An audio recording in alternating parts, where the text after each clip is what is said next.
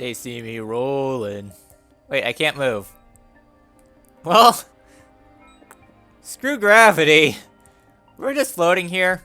And we all float on. Alright. Hey everybody, Orpheolus here. Welcome back to some more Xenoblade Chronicles 2. Last time, we continued our escapade through New Game Plus. And this time, well, we're going to go ahead and rebeat the game. And then moving on to, well, the remaining stuff. So if you want a good character to grind SP on, Mark 7 Eric is for you. Not terrible of a unique monster. Kill Eric, fast travel away, repeat, and win. So, we get ourselves a call button. Let's go on ahead and, well, clear Chapter 10. There's hardly anything in Chapter 10 anyways.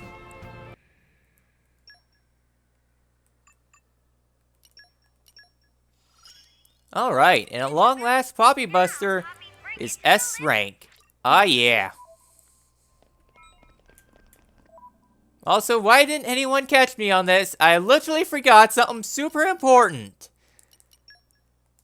You can tell I was more concerned with Zombie Walk than I was trying to actually do the actual game properly and not be a complete idiot.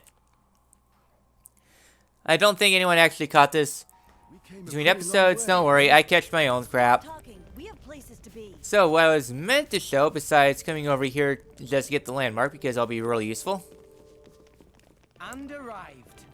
Oh, this is where So, we're going. here in Tantal, the location of the bard is going to be down here in the district. I'm slapping myself because this is easily the most usable one. Alright then, so for a million, you get an Overdrive Protocol. Normally what you do to get Overdrive Protocols is that you completely fill out a 4-star common blade to maximum affinity, then release it.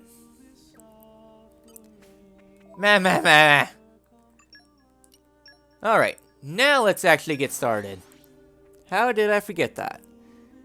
So there's a couple of things I want to note here at the World Tree. Well, not World Tree, but where Malthus is. Let's get going. Wherever the heck this place is. And that stuff lies towards the middle section of the area. But I guess I can go ahead and discuss it now since this is post-game. So as you can tell, this game has a lot of similarities with Xenoblade 1. Namely, this takes place in the alternate universe. So, yeah, the original universe that Xenoblade 1 takes place on. Also, did not mean to walk off the cliff like that. So, a couple of the things to note, though, as well. I forgot. There are some things I was going to note. It's kind of escaping my mind right now. Oh yeah, now I remember. Xenoblade X. It's an interesting case. I argue that this game takes place in a similar universe to Xenoblade X. I want to save that for sometime later, because I will have to go into the spoiler zone into Xenoblade X. While not absolutely confirmed, I would like to think that this universe takes place before Xenoblade X. I mean, the game takes place in the year 2000XX. I like to think 2055. And just all this technology, especially the sirens, seem quite out of capacity of Earth's capabilities. Kind of similar to Xenoblade X. Not only that, but there's a lot of other stuff I kind of want to mention. And that will be something for some time later. It's complicated. Then again, I love to ramble, so... Shrug emoji. Alright then, so here at the church. Going down to the bottom though, things get interesting. Namely, one of the things about this game is that for the shadow bosses, they take your opponent's skill levels. Well, they're generic levels. This applies to New Game Plus too, in which their levels will scale up to yours. Well, whatever that level they are, so if you want an easy time, one thing you can do is go to an inn, level them down to level 1, and then beat their skulls in. Or you could be forgetful like me, and after these long loads of loading,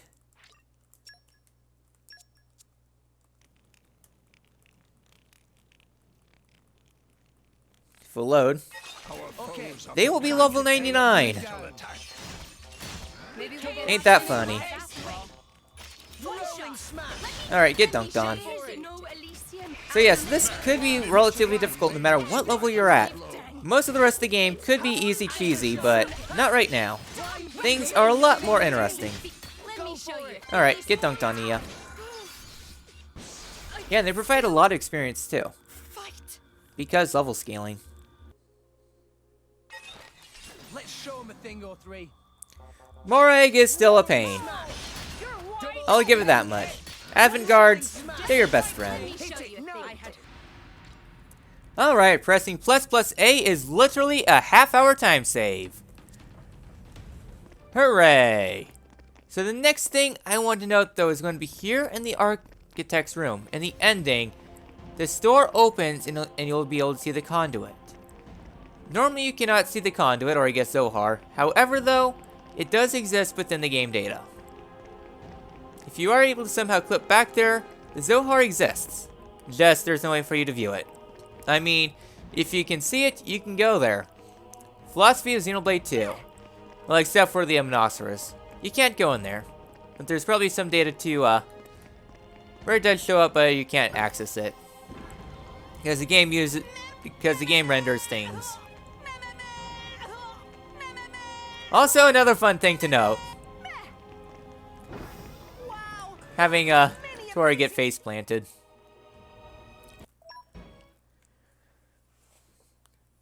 So yeah, it's relatively, I guess surreal seeing that in Xenoblade 1. You can go anywhere except for the space station. Except here. You can. And I guess with that cutscene, though, refers to the, blades, because Numa, Logos, and Ontos. Ontos disappeared into another dimension. One common theory is that, well, spoiler alert for Xenoblade 1, Ontos is led to be believed to be, Elvis. Because of all the abilities Elvis has. He's able to wield a Monado, much similar to, Malos. And then able to bestow a lot of stuff, including Monado to Shulk. Essentially, in the ending of Xenoblade 1, Shulk becomes Elvis's driver. It's one nice way to put it. Then again, it's just a theory.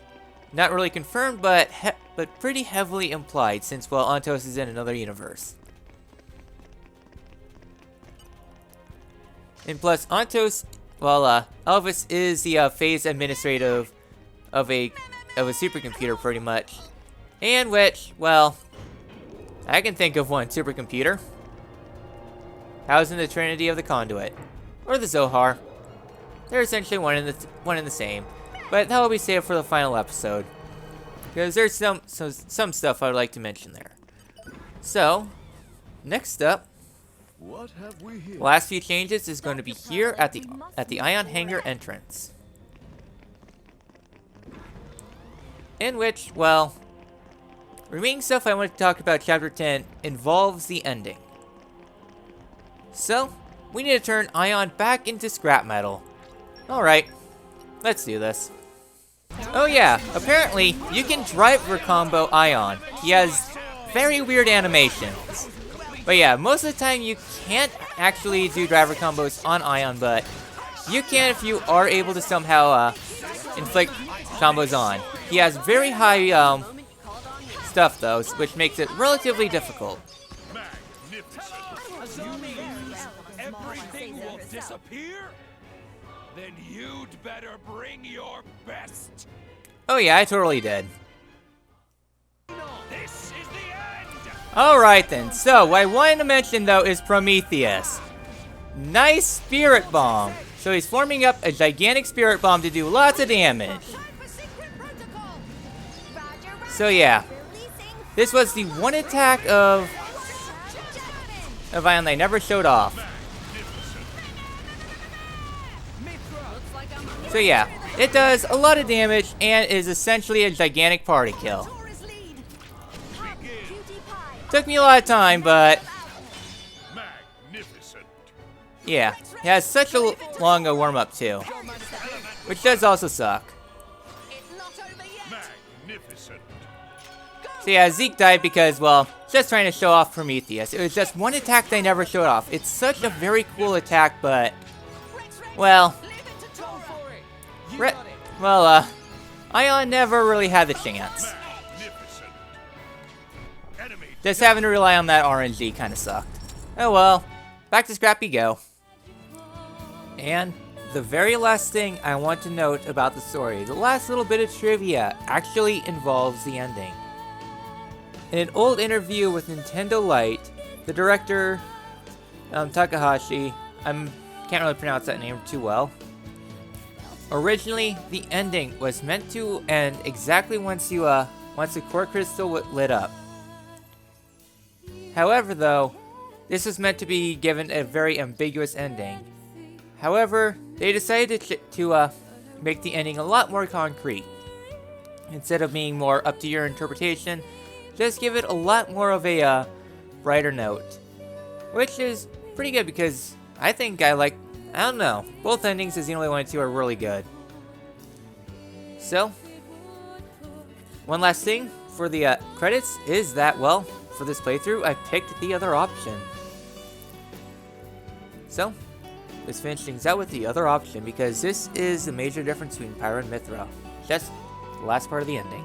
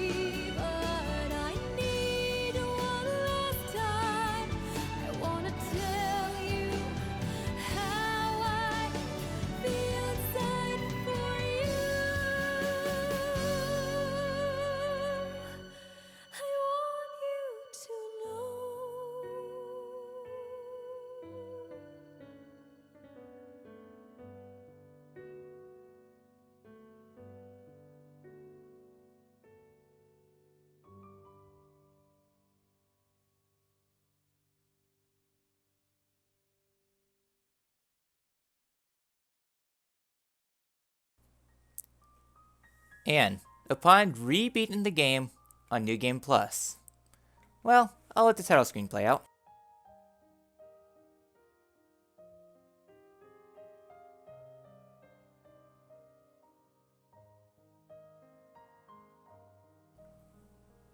That's so wholesome. Alright then. So, get going. the last thing of note this episode is, well, after all that story stuff, we have the last 5 remaining heart-to-hearts. Because let's face it, there's not enough time in this episode as it is. Despite all the heartwarming ending and such, we need to finish out the heart-to-hearts. Elethra ruins are quite the stimulating location, wouldn't you agree? There could be no better place to perform one of my scripts. Though it is in a state of some disrepair, perhaps it needs a little fixing up. Hey, Akos. How about you shut up and make dinner? Trust me, you'll be more used to everyone cooking than writing those vapid scripts of yours. How terribly rude.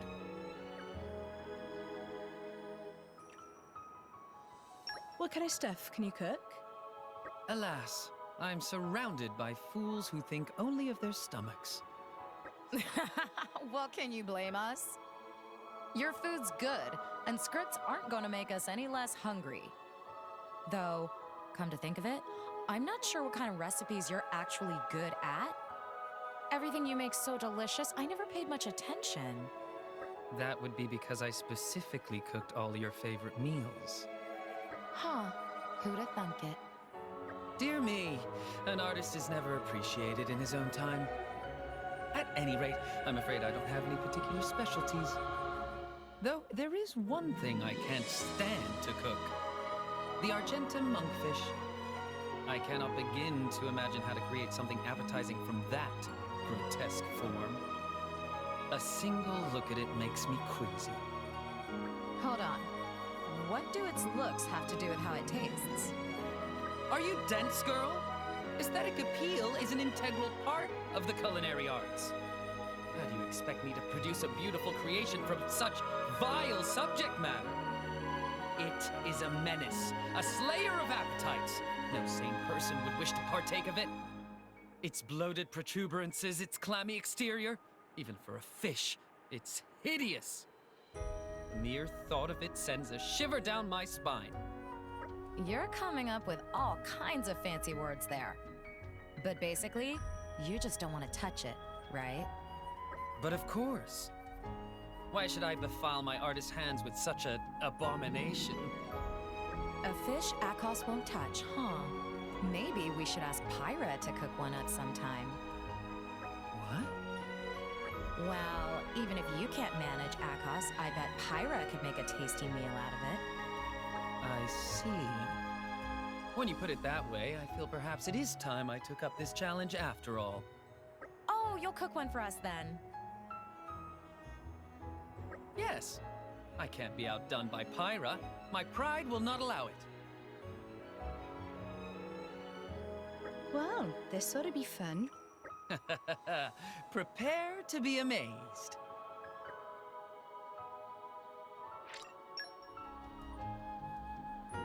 Those scripts sound pretty interesting. Thank goodness at least my driver possesses some measure of taste. I was actually just starting on a script starring you as the hero. But now, I think I will portray you yet more flatteringly than I had intended. You will be the finest of heroes, master of the pen and the sword alike. Seriously? Have you forgotten who you're talking about here? Petroka, I will depict you as a worthless glutton with a fondness for midday naps. What? Hey, I'm not worthless.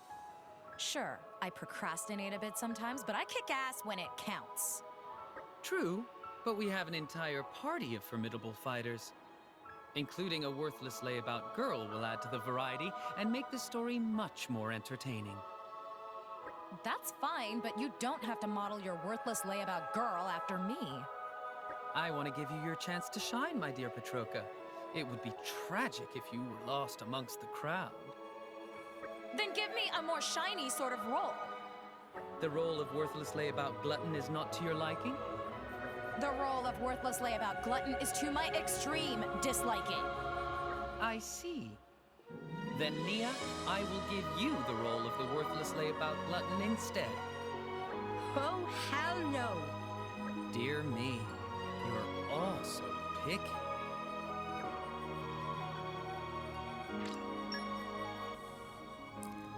Alright, and that was the first one. I'm just trying to go about these from my memory, which is relatively crap. Our next one's going to be in Fawncett Island. There's a new one right back there. We came a pretty long way, eh? No slacking off.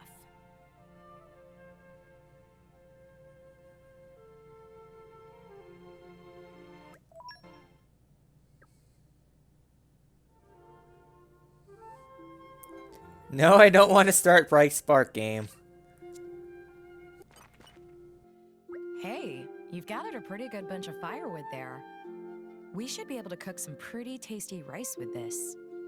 Cook rice? Well, yeah. That's why I asked you to gather firewood and find me a place for a campfire. And what's all this rice cooking for? What do you think it's for, genius? To eat, of course. Hey, Akos, you got everything ready? Yes, yes, I have the equipment, the spices, and the script right here. Wait, is Akos doing the cooking? What about you, Petroka? I'm here for the eating. Right, of course you are. Why did I even ask? There's no point expecting my sister to be able to cook. Outside of weapon collecting and tidying up, she has no skills whatsoever. Shut up, you. Less mouthing off and more rice cooking. Yes, yes. Why must I be cursed with such a domineering sister? Though some would say that's her best quality.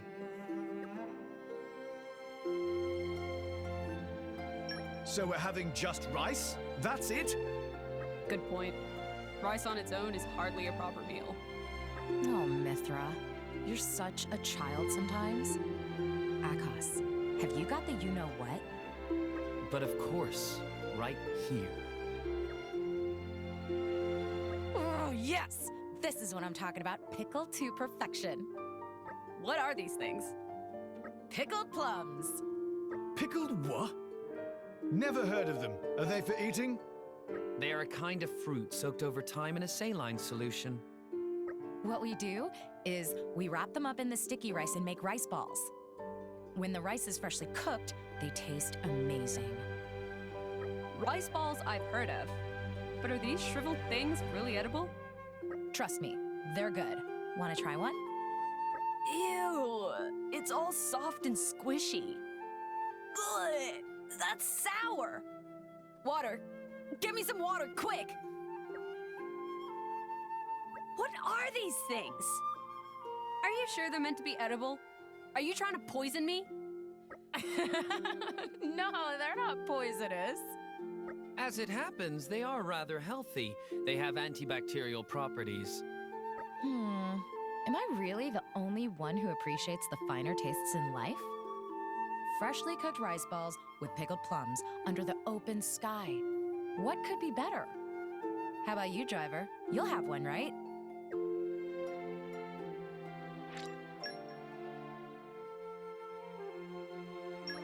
What was that about tidying up? What's that face for? Does it surprise you that tidying up is a skill of mine? Well, frankly, yeah. And what's that supposed to mean? So what if I'm a tidy person? Calm down, my dear Petroka. This may surprise you all, but my sister is actually quite the orderly type. She claims it irritates her to no end when things are left out of place. She even lines up all the weapons she collects in order of size. She's a real stickler for these things. Listen, Petroka. Isn't it weird to be obsessive like that when you're so, crude? Excuse me? If it's a fight you're after, I'll give you one. Oh, wait, I get it. I know what this is about. You're the catastrophically untidy type, aren't you? I have no idea what you're talking about. Oh, yeah. I know your type. You act all cute, but at home you turn every room into a den of trash. Yeah. People like that are the worst. My driver will agree with me on that one. Right? Well, yeah, I guess.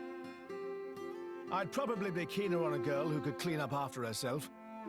Shut up! Don't answer the question seriously. So, Mithra, ready to admit who's in the wrong here? If you apologize now, I might be willing to give you a few tidiness pointers. Not in a million years. Well, don't come cry to me when Rex gives up on you.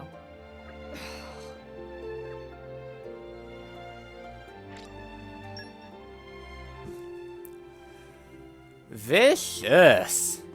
Alright then. Sorry I kind of spaced off on the approach. Had a side quest to do, and kitty cats were being rather mean. So the next destination is going to be a long ways away. Oh, we have to go right here, but I want to avoid side quests. So I'm going to see you guys there. I have to take the long way around. I want to get some landmarks for the sake of the eventual grind. Alright, here on the Isle of Urchin, we have our next heart-to-heart.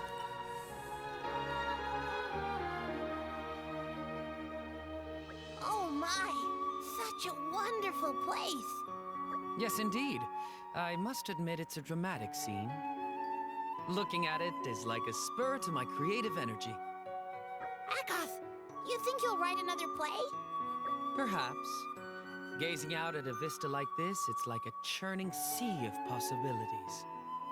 I mean, for example, a story of a woman who took to the skies on wings of freedom. Sounds way interesting. I want to hear more. Akoth, you must write that story. I can't bear it if you don't. Abrona, it's easier said than done. Ideas need to crystallize a little first.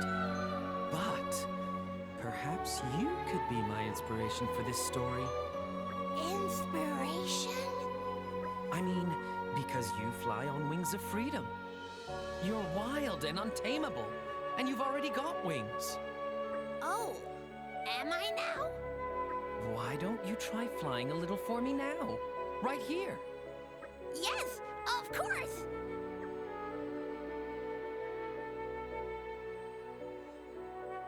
What? You want to fly from here? You can fly? Way cool. Huh? You really didn't know I could fly? So very silly. Well, it's not as though she has real flight like a bird flapping its wings. It's more like floating around on the ether flow. Those wing-like organs let her manipulate it. But unlike real flight, it's not affected by wind or weather, so I can go wherever I like. So they really are wings of freedom. Hey, Abrona, here's an idea. Why don't you try taking to the skies with your driver? With my driver? But drivers can't fly? Can't you bear them up in your arms? The heroine in my story was going to soar the heavens with her loyal companion. That'd be incredibly dramatic, don't you think? Now that you mention it, yes. If you want to take to the skies on Abrona Airways, just call me. I laugh in the face of danger, but no thanks. What? No? You trembling mouth. I promise to try not to drop you. I'm not all that clumsy, you know. Hey, wait a moment. That would be even more dramatic. The heroine drops her friend. Oh, the pathos. Yes, the muses have called out to me and I've heard. So she will drop her friend? That's right. Her companion will be dashed on the rocks below like a bag of wet rice. Now come on, Abrona. It's time you tried taking your driver for a spin. Reach the highest peak, then let them go into the cloud sea below. Okay, sounds like a great idea. Whoa there! Wouldn't you rather take Akos? I mean, you'd cramp my style. Come on, this isn't an offer that one can refuse. I'm writing the ultimate comedy here. Your help is appreciated. No doubt about it. I can't miss out on the chance to be immortalized in one of your tales, Akoth.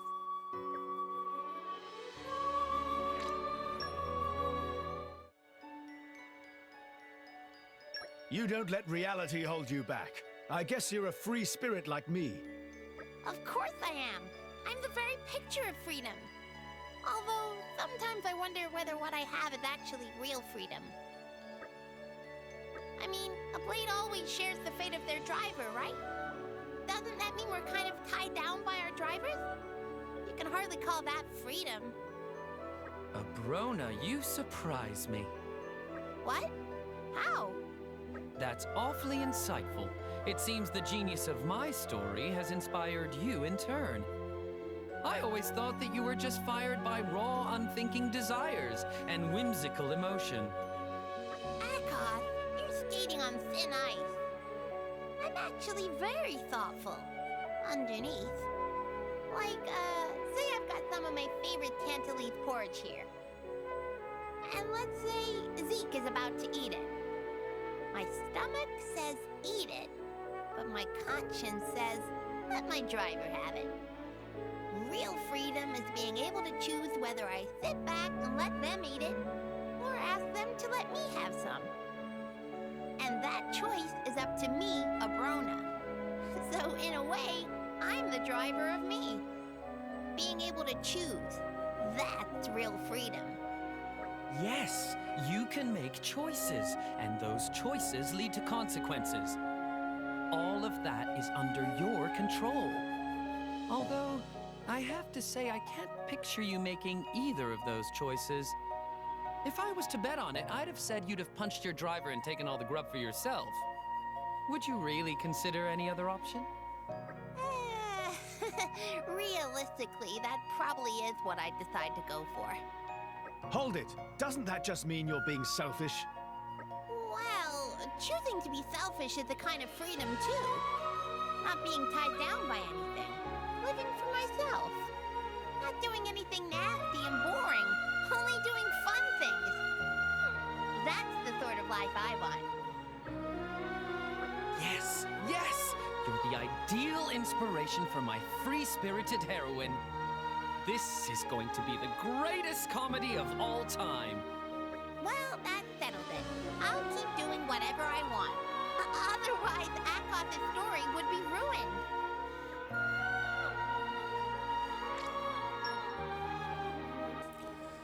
Well, free as a bird now. Time to pull off a very long solo. So, that is number 3. Next up, trying to remember where I think the next one is going to be. Yeah, I think the last 2 is going to be in Gormont. Our first location, crap. It would have been a lot easier if I could. I want to save that one for last, because that one's actually my favorite. So instead, we are going to go all the way out here to literally no man's land. Alright, the location of the next Heart's rather interesting. Even the darkest night is followed by All the way out here. Normally, we have no necessary need to go out here. No side quests ever come out here. Hardly anything. It's just a random location. Which is weird because all the side quests, they've led you to a random location, but this is just one area that just stood out. I mean, even plays Lord Gormont's theme. So, heart to heart here, you know the drill. Save in 2 options. Alright.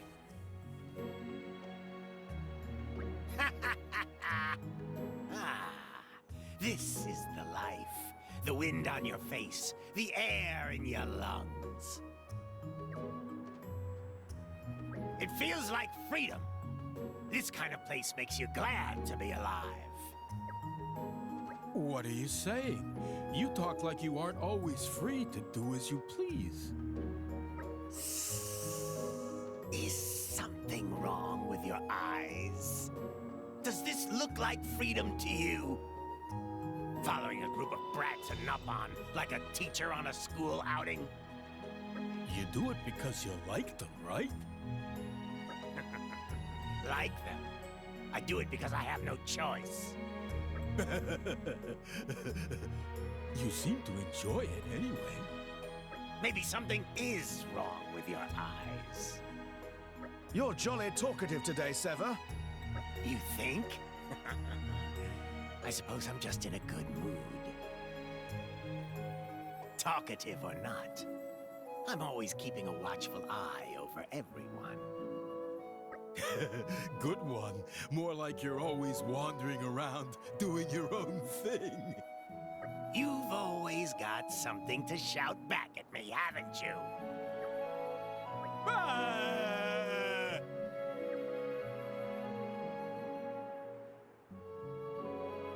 Do you just hate other people? Well, to be honest, I've never liked being part of a large group. Others are just an unnecessary burden. So we should just leave you behind? You'd be lost without us, admit it. It's important that your driver be able to keep an eye on you. How rude. Jerk. Why don't we leave you behind? I'm sure it would be fun to watch you rage. Ah, you wouldn't do that! You fellas argue so much, but you're really good friends, aren't you? What? Are you serious? This oaf is no friend of mine. At least we agree on something. I'd rather be friends with an Ignot. Yeah? You want to talk, you goggle-faced buffoon? Ah, I'm stronger than a Gogol. Oh? Whatever you say. At any rate, I'm just gonna continue doing as I please. As long as I find this place tolerable, I'll keep on lending my services to you. I expect the same from you, driver.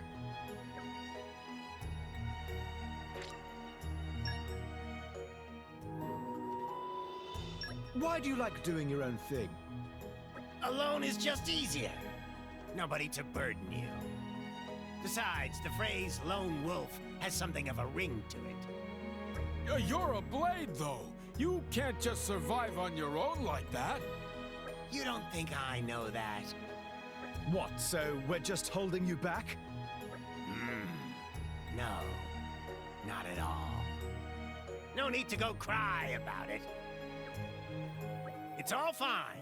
I don't have any particular objection to being around you. And I certainly don't feel held back. If anything, it's rather enjoyable. It's as Cressida says, without a driver, I cannot continue living. I envy those who are able to live alone. That's all I meant. You don't need to concern yourselves over me. Got it? You're a character, Sever. Shut up, you. That counts as concerning yourself.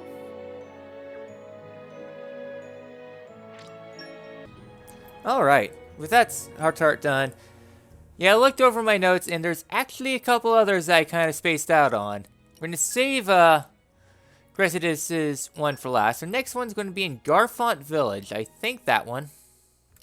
Alright then, so here in Garfont Village, you know the drill. Save and go.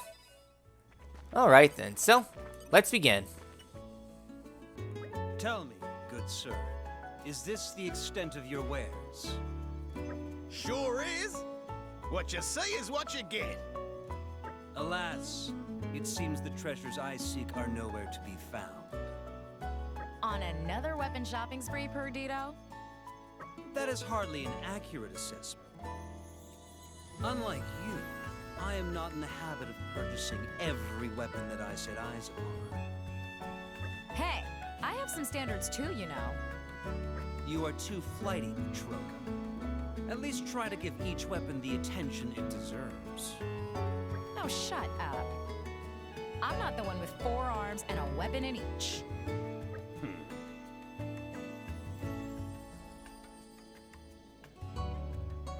Don't you use any projectiles? Projectiles? They are the domain of my driver. I don't think you're quite getting the point. You give your driver a projectile to use, then you don't use any yourself? What's up with that? It's your own weapon. Why don't you try using it? It does not suit my style. As a warrior, I prefer to confront my foes directly, man to man. Jeez, you're like a child sometimes. What do you even say to that? Hey, if that's your thing, Perdido. I get the desire to lock blades with a fearsome foe. Talk about intense. Ah, my driver. You understand me so well. Seriously, though? I mean, what kind of fair fight is it when one guy has 4 arms anyway? You may be right. But such physical advantages are not necessarily a guarantee of skill. Even 4 arms, if used ineffectively, can be no match for a single blade. And a true master of the warrior's arts can defeat multiple armed foes with his bare hands alone. It comes down to a question of how far one is willing to hone oneself. That is why the path of the warrior is so difficult, yet so rewarding. True enough. Oh, come on, you're just gonna go with that excuse? This guy is so against the rules.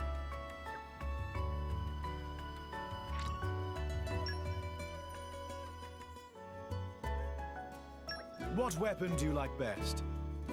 My preferred weapon. I think I have none.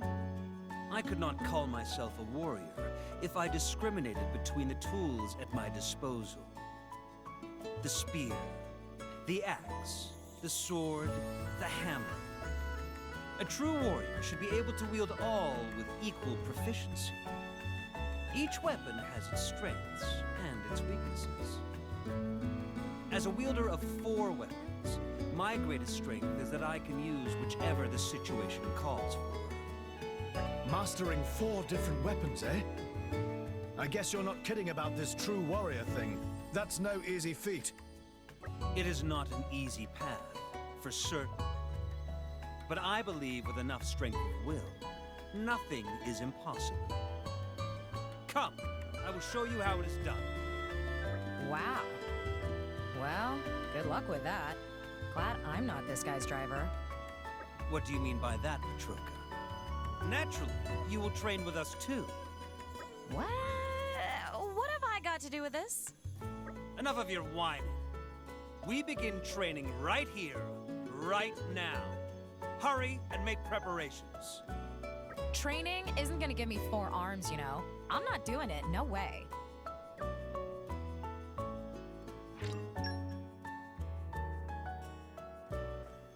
So something interesting of note, though, besides really swapping out all the blade positions. So one thing to note, though, is that, well, one thing of rather interest is that all of the Torna members, they were designed by Nomura. To be exact, the director and art director of Kingdom Hearts, a few Final Fantasies, and that sort of thing. So you can see some inspiration how Perdido looks a bit like Gilgamesh. Jin, long silver hair, developed by Nomura, who is one of the art producers of Final Fantasy VII, art director, something along those lines. Long silver hair, wields a blade called Masamune. Yeah, totally Sephiroth. Alright then. So, the next area of note is going to be in Moradane. Destination in town with this heart-to-heart. Alright then, now for the next heart-to-heart. Hey, baby. You're looking good. That smile's worth $1 million G. What? Are you talking to me? What a creep. Ah, don't be like that. Although I kinda dig it when you call me names.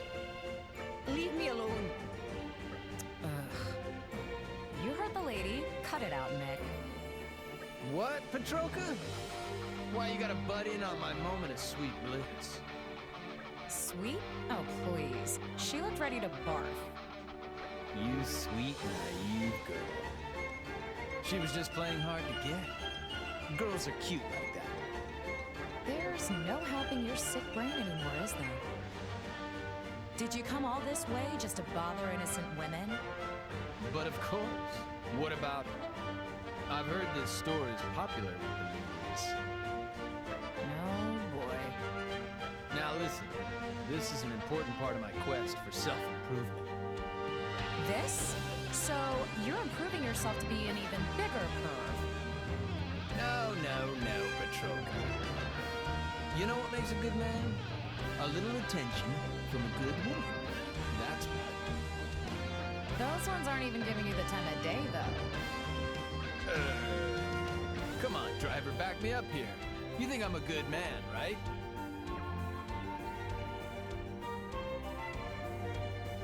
I think not. What? Saw it coming. Driver, my driver!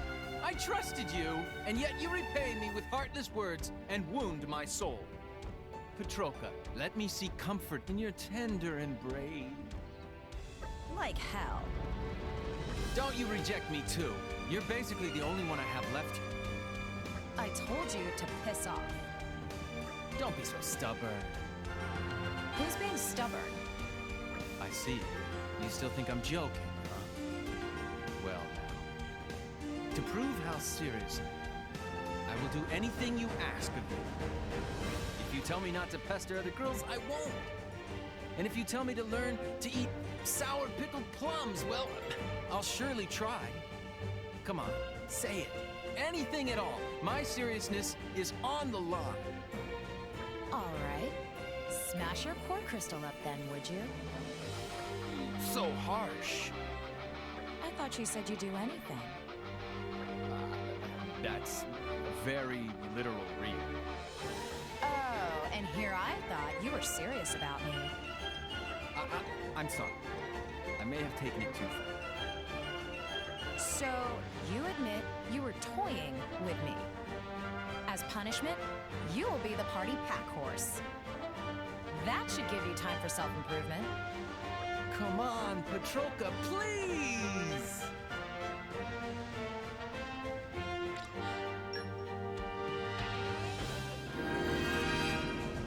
I think you're just fine. See? Some people get it. In fact, you've just won my heart. Let's get married, you and me! You really will just take about anyone, huh? That was a joke. Relax. Seriously, though, having a partner makes all the difference, doesn't it? I mean, look at Rex. He was just a salvager, but now, why, he's the Aegis's driver. That's an extreme example, but yeah, maybe you're not wrong. Right? For us Blades, I think it's important to branch out. Just being buddy-buddy with our drivers can only get us so far. There's plenty of areas where you can only grow through contact with others, don't you think? Sure, I guess. I'm so glad we've reached an understanding, Petroka. Huh? But, Yeah? what's that got to do with you being a perv? Ah, she worked it out. I'm so done with you.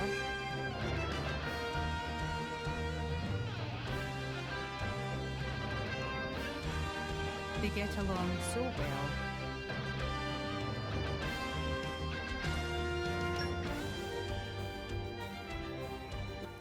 Alright, that heart-to-heart's great.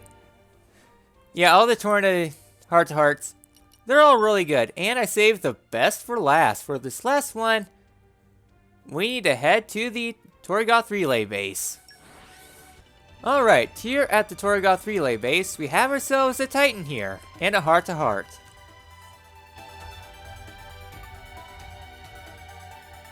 Man, what a view. I like this boat. Oh, I didn't know you were interested in Titan battleships, Mikhail. I don't much care about the Titan part, but the tech element I find fascinating. Don't you get excited just looking at it? I just want to tinker with it all. Give me a hand, will you, Cressidas? Yes, let me at it. You good with your hands, then? Oh, absolutely. Cressidas is pretty damn skillful. Sure am. Don't look it, do I?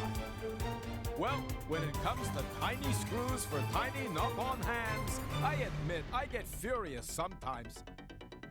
But anything else, and I'm your man. And when it comes to the fiddly parts, that's where I step in. Huh.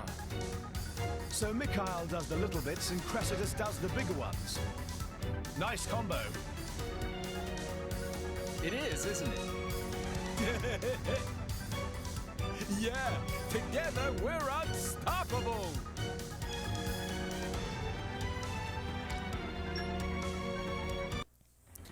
So option 2 is kinda lame. How about option 1? You do a lot of heavy lifting, am I right? Are you making fun of me? I mean, sure, I have muscles. Anyone who's not blind can see that. Guess so. Tell you what, if you're so interested in my strength, why don't I give you a little demonstration? Let's see.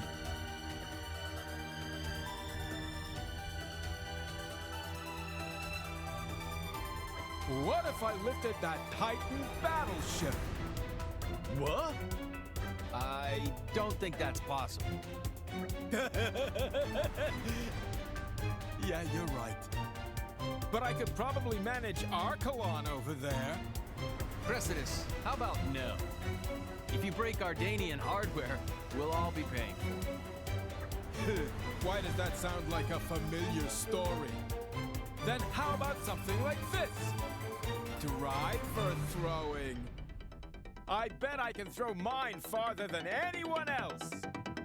Good idea, that. I'm sure the Ardanian military won't mind that at least. It's on then. Let's do it. Hang on, you can't. Ah, shut up and watch. Putting your life in your blade's hands is what drivers do.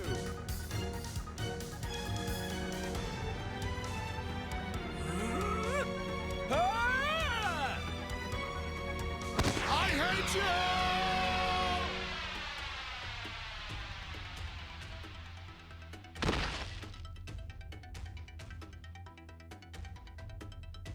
Whoosh! I nearly wet myself. Let's maybe not talk to Cressidus about physical strength ever again.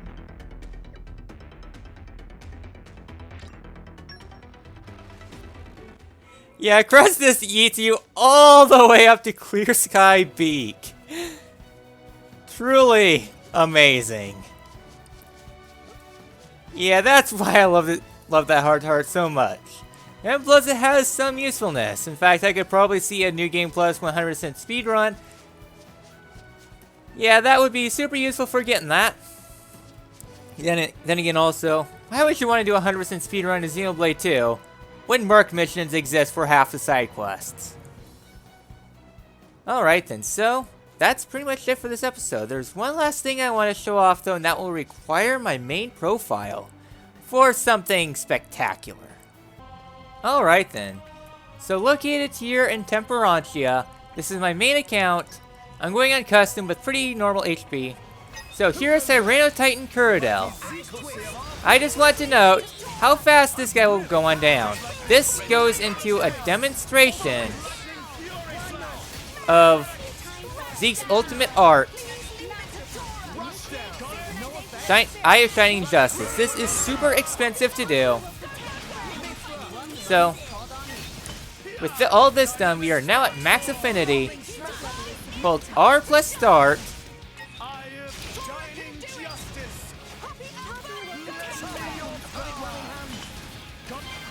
Eye of Shining Justice is now available. We go art spam super Kamehameha. For 90 seconds, you go insane. So much damage goes on. It's insane. Pretty much anything that's not on Bringer Chaos, it's going down. The only issue though is that she will have a chance of dying. Ultra Annihilation Flare.